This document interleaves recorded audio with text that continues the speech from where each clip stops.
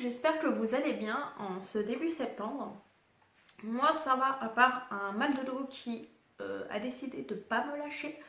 Donc c'est vraiment, vous savez, la douleur qui est là, c'est plus une gêne, mais une gêne qui commence à être un peu saoulante. Enfin bref, on n'est pas là pour ça. Donc aujourd'hui, je vais vous présenter mes lectures du mois d'août. J'en ai eu 5.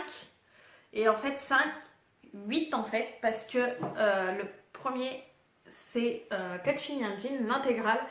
Et en fait, c'est un livre, mais qui en compte 4. Parce que ils ont rassemblé en un livre, les 4 étaient de 4 filles et un jean. Donc on va commencer par ça. J'ai lu quand même 2504 pages ce mois-ci, dont 995 avec cette briquette. Donc on va suivre 4 filles et un jean, d'où le titre. Donc ces 4 filles, elles se connaissent depuis avant leur naissance même, parce que leurs mères se sont rencontrées dans un cours d'aérobic quand elles étaient enceintes. Donc la prof les a appelées les filles de septembre parce que les 4 mères devaient accoucher au mois de septembre. À part qu'il y en a une qui a voulu arriver un peu en avance, donc elle est née au fin août. Mais sinon, oui, elles se connaissent depuis la naissance. Donc on va suivre Carmen, Bridget, Lena et Tibi, qui, à l'aube de leur premier été séparés, vont découvrir que l'une d'elles a acheté un jean qui va aux 4 filles, alors qu'elles ont une morphologie un peu assez différente quand même.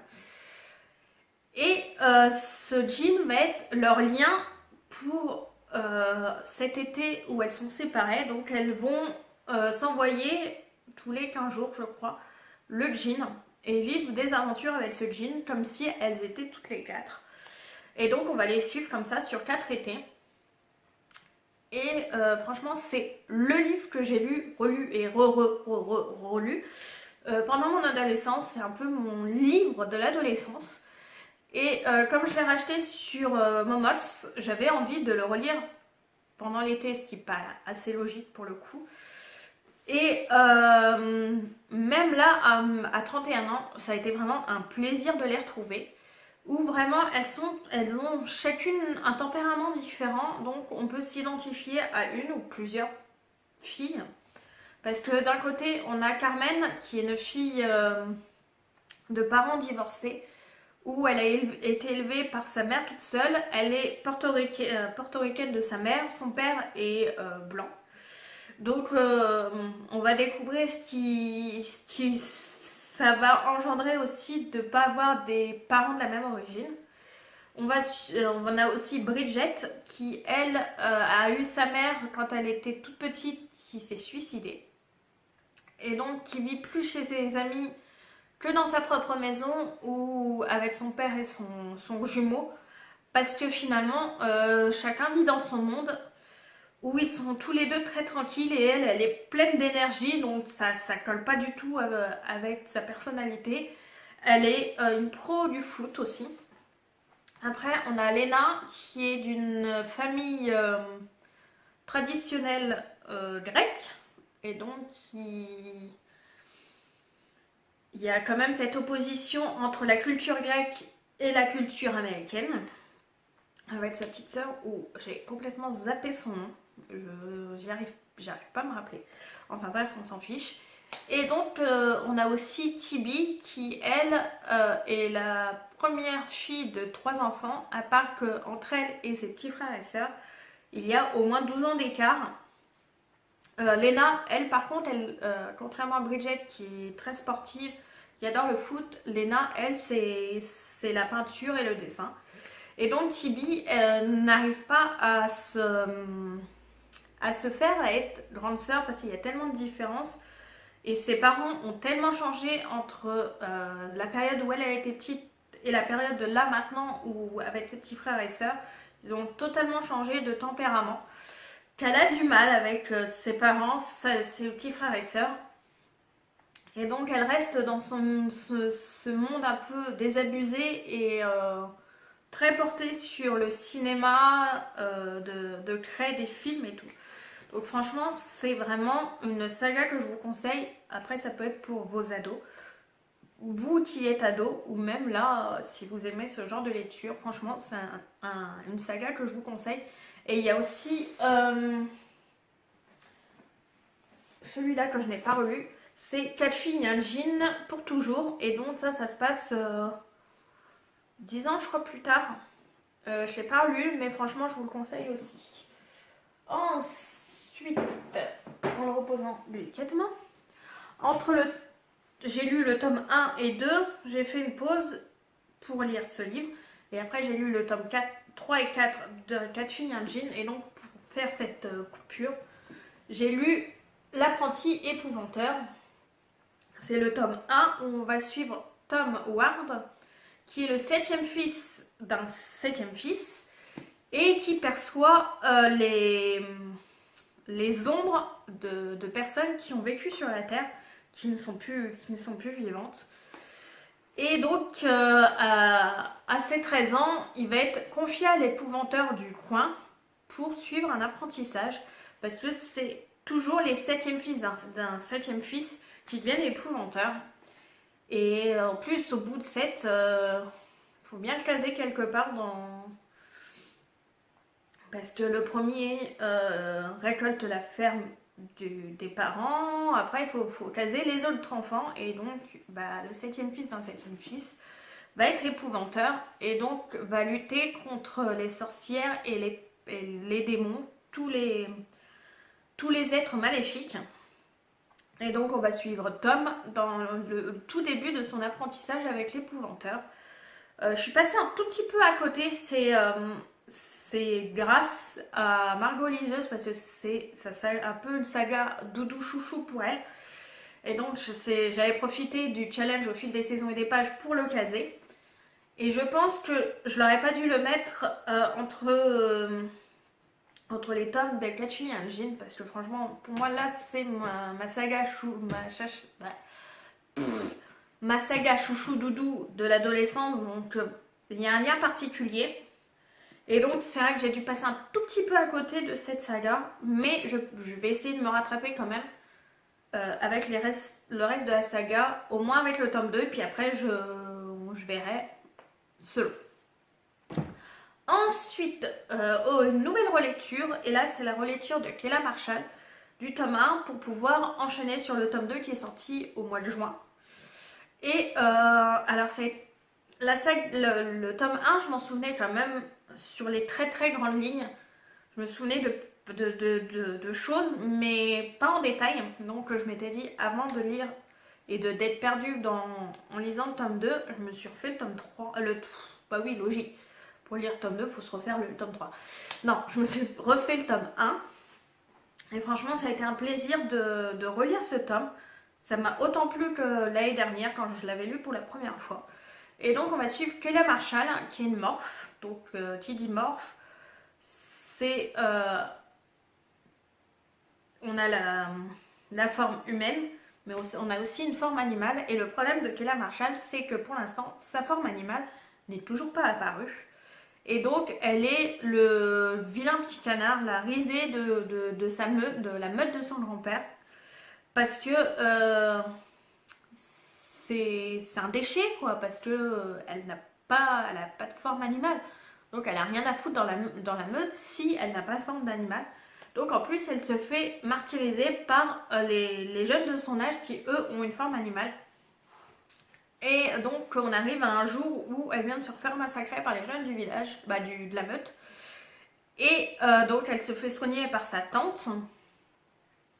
Et quand elle revient chez son grand-père lui dit de faire sa valise et de foutre le camp de la meute. Donc elle est sous le choc, mais elle s'en va. Donc la meute se trouve dans les forêts vosgiennes. Et donc elle s'arrête sur Nancy pour faire vraiment une pause avant de continuer la route. Et en arrivant sur Nancy, en fait, elle tombe sur une autre meute.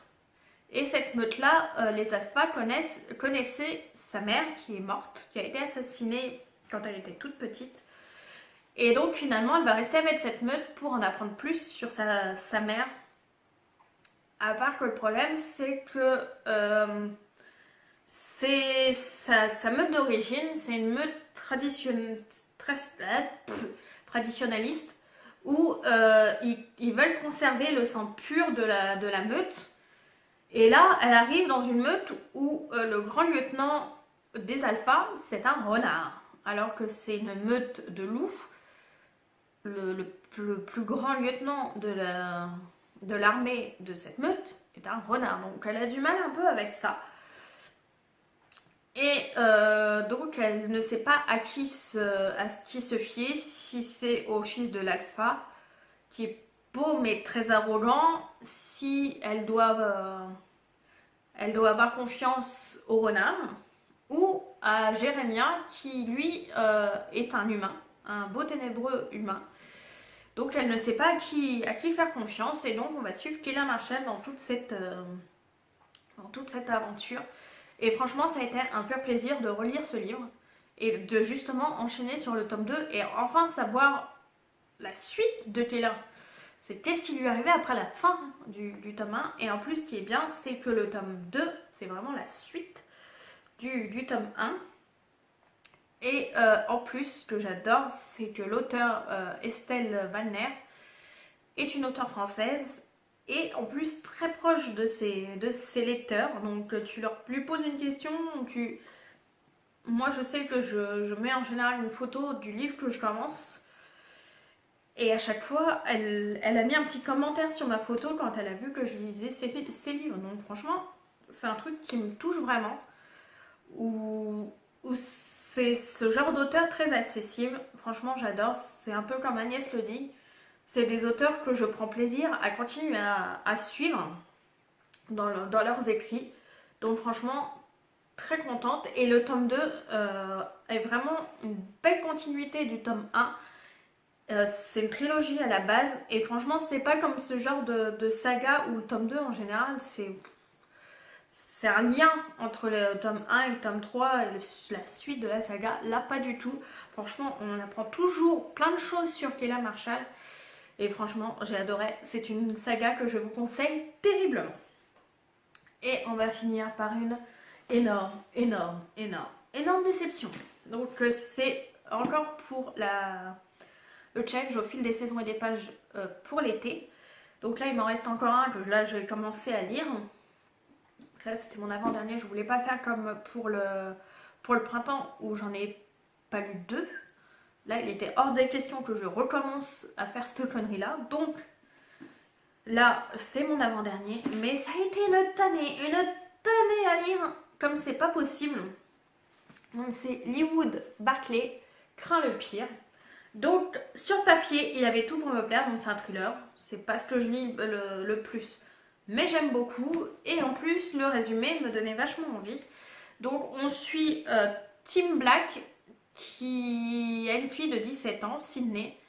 Après une dispute au petit déjeuner sur une paire de lunettes parce qu'il pensait qu'elle l'avait volée, elle part à son petit job d'été, à part qu'elle ne rentrera jamais chez son père, ni chez sa mère.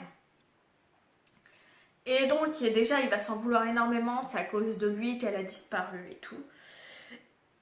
Et donc il va mener son enquête parce qu'il trouve que les flics ne font pas assez leur travail. Donc franchement ça avait tout pour me plaire. Mais ça n'a pas marché du tout. Donc déjà j'ai trouvé ça très long. Et en plus comme le père travaille dans une concession de voitures, je pense que l'auteur, alors soit il est très fan de voitures, soit comme le père est dans une concession de voitures, il s'est dit qu'il fallait qu'il insiste sur ce sujet. Sur le fait que, comme il travaille dans une concession de voitures, il adore les voitures. Donc à chaque fois que le personnage croisait une voiture, il était obligé de marquer la marque et le modèle de la voiture. Alors comment vous dire, la première fois tu dis bon ok si tu veux, hein, je vois pas en quoi ça avance le schmilblick, mais pourquoi pas. Pas qu'il te fait ça sur toutes les voitures qu'il croise. Et là comment te dire que moi perso j'en ai absolument rien à foutre. Donc déjà ça n'a pas aidé. Et en plus, le début, il est d'une lenteur, mais d'une lenteur. Bah, le début, au moins la moitié là, du livre, hein, il fait 541 pages. Voilà. Il y a eu plus d'une fois où j'ai voulu abandonner le livre. C'est un moment où tu te fais, mais je vais où? Et je pense que c'est ce qui l'a sauvé pour que je puisse le terminer, c'est que vu que c'était un thriller, je voulais savoir comment ça se finissait et savoir s'ils allaient retrouver Sydney et s'ils allaient la retrouver vivante ou morte. Sinon, je pense que je ne l'aurais jamais terminé. Et puis en plus, on était vraiment à la fin du mois. Donc, je ne sais pas si je vous l'ai déjà dit, mais en général, j'essaye de commencer une nouvelle lecture au premier du mois. Moi, je m'étais dit, 1 ou 2 jours du mois de septembre, je vais pas arrêter pour en recommencer un. Donc, j'ai essayé, j'ai tenu. Mais franchement, là, je vais le rendre à ma mère. Et qu'elle me le rende pas. Hein. Et encore, elle m'aurait pas dit qu'elle était pas sûre de l'avoir lu. Je pense que même, et qu'elle en voulait plus, je l'aurais même mis dans une boîte à livres. C'est pour vous dire que de toute façon, il ne restera pas dans ma bibliothèque. Donc voilà, une bonne fin de vidéo sur une grosse déception. J'espère que ça vous a plu, que vous avez passé une bonne journée ou que vous allez passer une bonne journée. Et on se retrouve dans une prochaine vidéo, je ne sais pas laquelle du tout, si ça sera que pour le prochain point lecture, donc le point lecture du mois de septembre. Ou si j'arriverai à vous caler 1 ou 2 vidéos pendant le mois de septembre, je ne sais pas du tout. Je n'ai rien de prévu, donc on verra bien selon ce que je trouverai, peut-être un tag, une recette naturelle, je ne sais pas. Mais en tout cas, je vous retrouve pour une prochaine vidéo et je vous souhaite une bonne journée. Au revoir!